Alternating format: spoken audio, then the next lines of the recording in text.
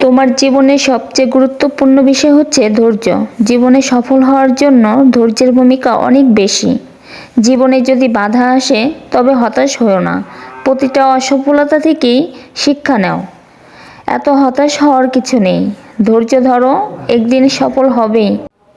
তুমি কখনো ভয় পেও না। ভয় হলো দুর্বলতার ভাষা। তুমি নিজেকে বারবার বলবে, আমি সাহসী, আমি পারবো, আমি পারবো। অনেক হয়েছে, তুমি মানুষের আজে বাজে কথা অনেক শুনেছ।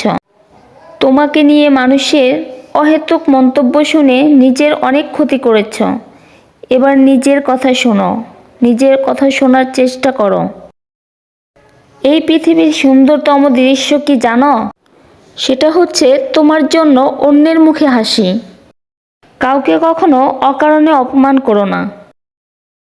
অন্যকে সম্মান দিয়ে চলো, তুমিও সম্মান পাবে।